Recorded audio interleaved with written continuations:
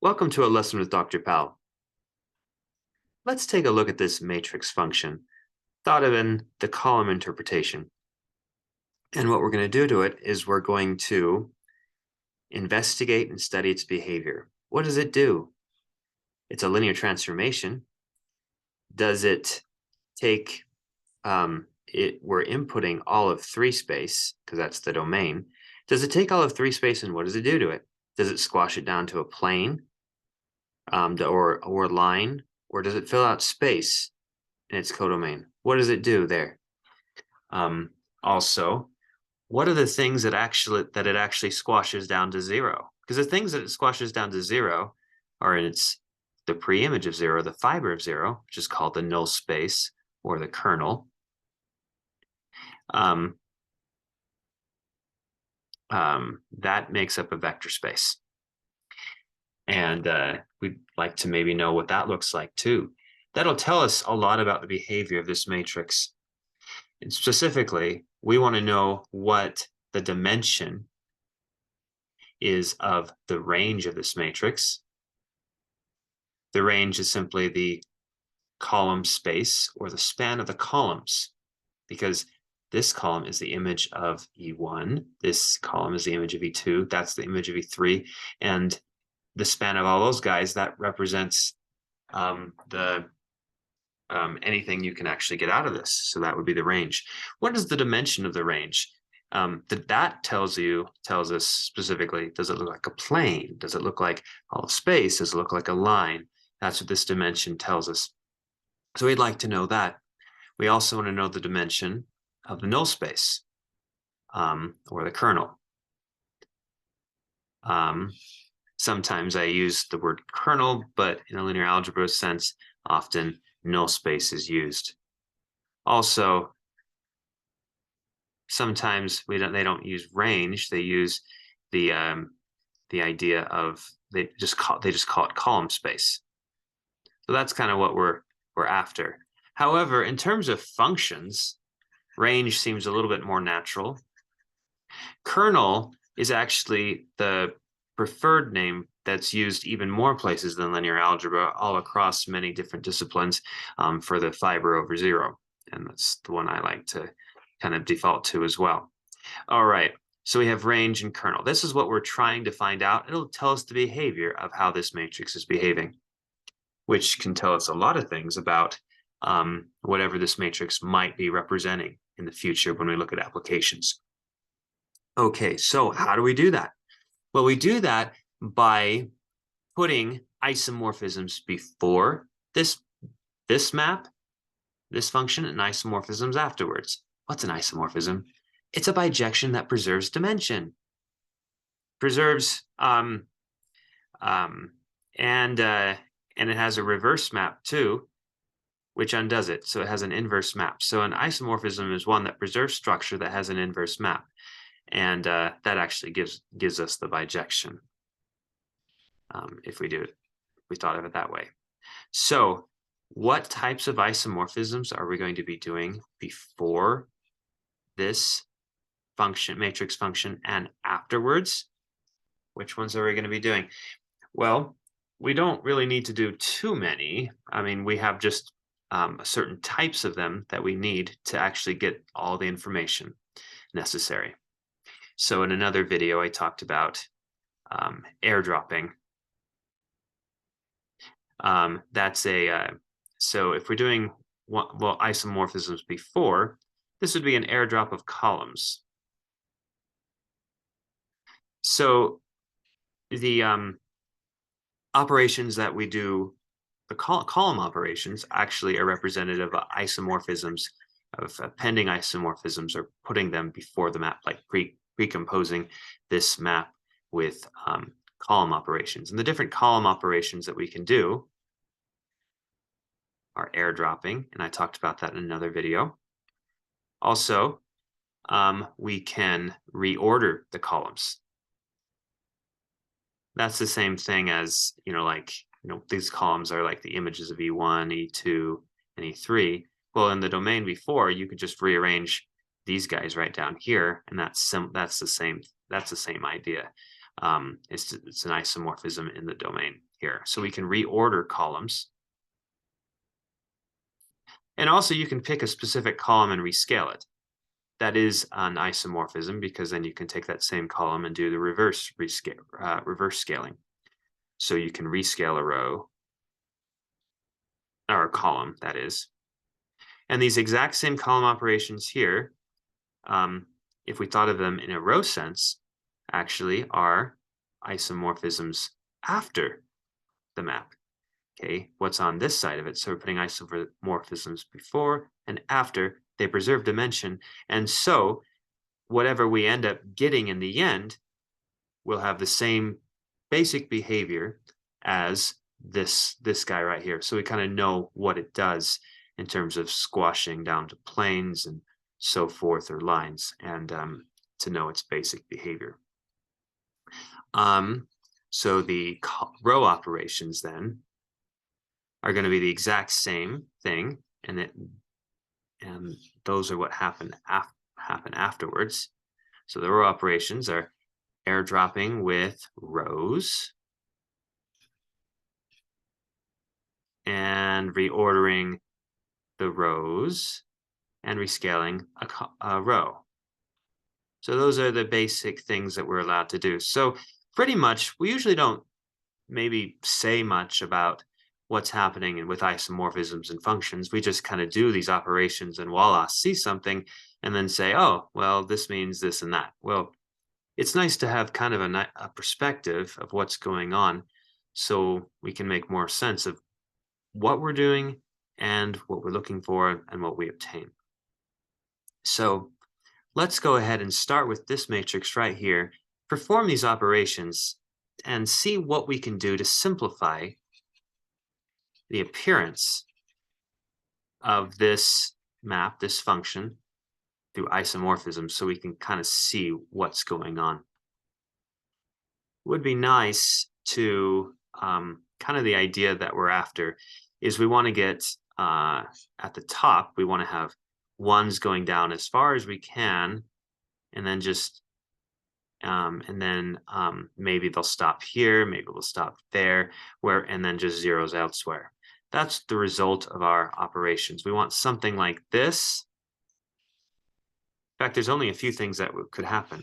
We could get this or this, as simple as we could get, or we could get this, or we could just get a whole matrix of zeros, which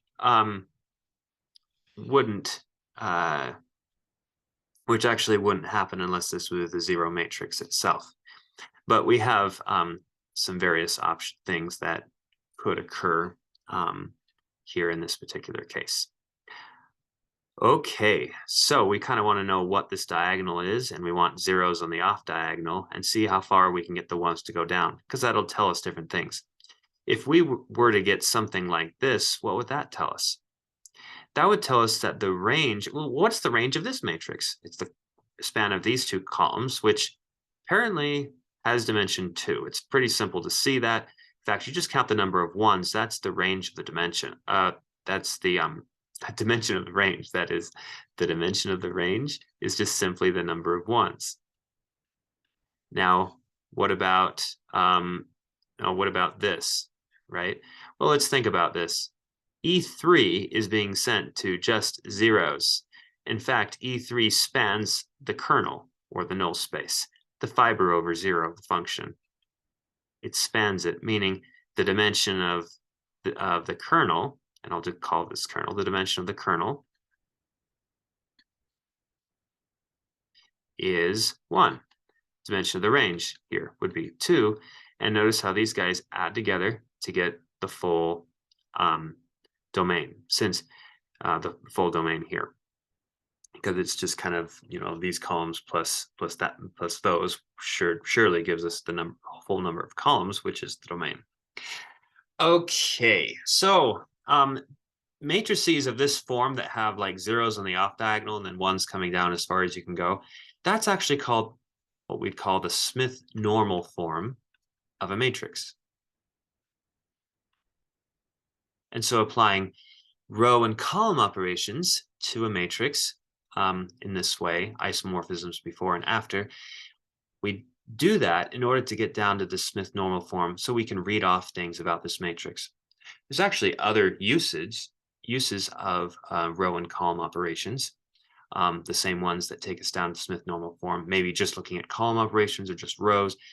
They all have different purposes, and we'll be seeing those and how they can be very useful.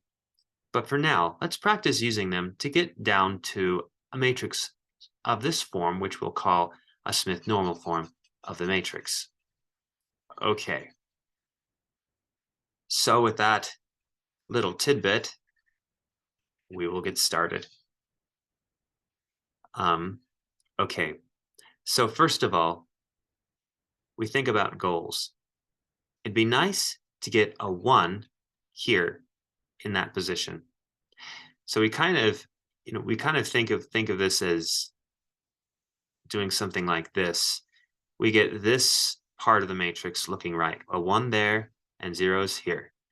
That would be the first step. The next step is to get a 1 right here, and then get zeros, then kind of go like that and get zeros here. So it's kind of an inductive procedure.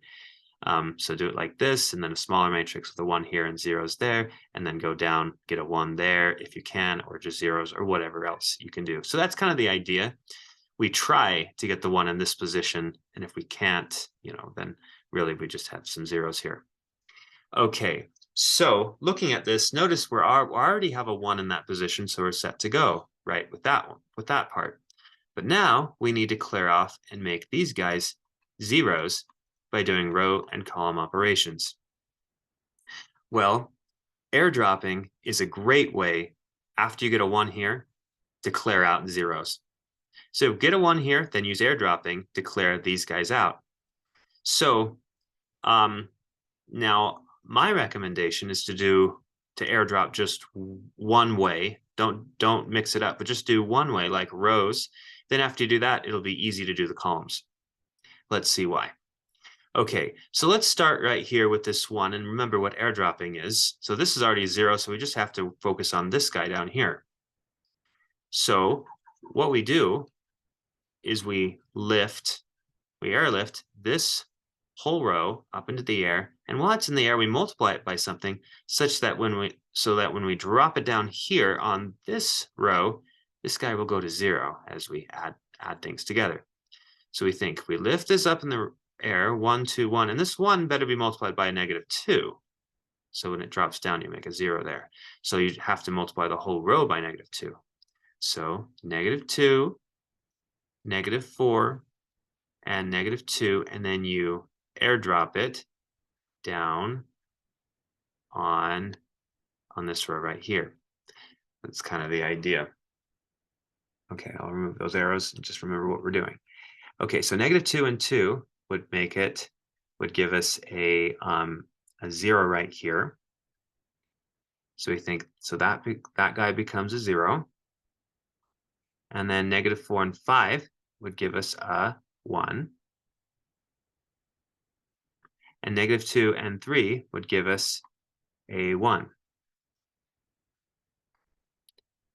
Okay, so we just cleared this off.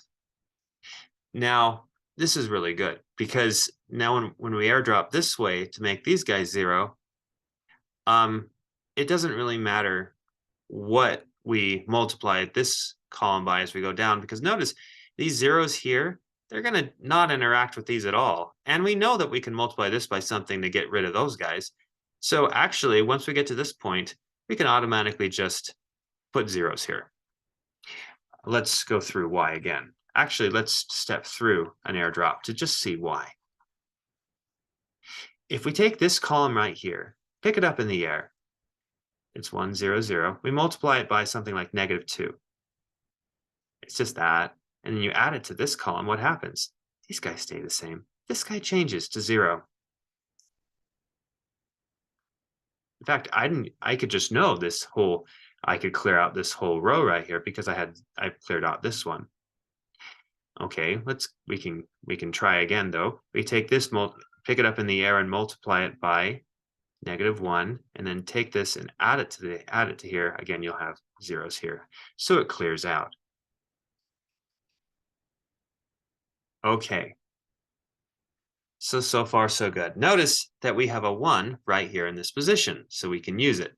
Let's airdrop one way, so why don't we do this way? Well, we airdrop this way, we just pick this guy up in the air, and the 0 doesn't interact with anything right here, so we could just kind of think that we're right here and just focus in this little world here, right here. That's kind of one of the reasons why we clear this out. That makes it easier just to work right here, because as we take a whole row or a whole column, we just 0 tagging along doesn't do anything. So we take this row, we pick it up in the air, multiply it by -1, and then we drop it right here on this guy. Now, as we do that, notice what happens. We get zeros down here. Then using the technique that we can just take this and airdrop this way, and it just clears this out to 0, then, pick it up, multiply it by -1, and drop it on that one, 0. Well, it looks like we've found the form. This is the Smith normal form of the matrix. This tells us exactly the behavior.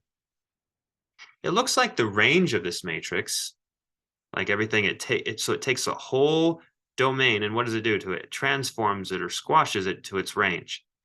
What is its range? Its range has dimension 2, which is as of a plane, which means that the matrix that we started with takes all of our 3, and then it squashes it onto a plane. That's the transformation that it does. And its kernel, meaning everything that it squashes to 0, there's a whole space out there of things that it squashes to 0, actually ends up being a straight line. So there's a straight line in space somewhere that goes through the origin. There's a straight line somewhere that transforms or just kind of shrinks to 0. So there's some, and we haven't said which line that is. We haven't said which plane it is, but all we've done is just said, hey, look, this is what it does. This is what it's going to do. It's going to squash. It's going to squash all of space to a plane. In fact, there's a line somewhere through space called its kernel that it's going to squash right to the origin, to the 0. So you can imagine just seeing that line and just kind of squashing it down. So the Smith normal form gives us that information, and we can find it using row and column operations. Thanks for watching.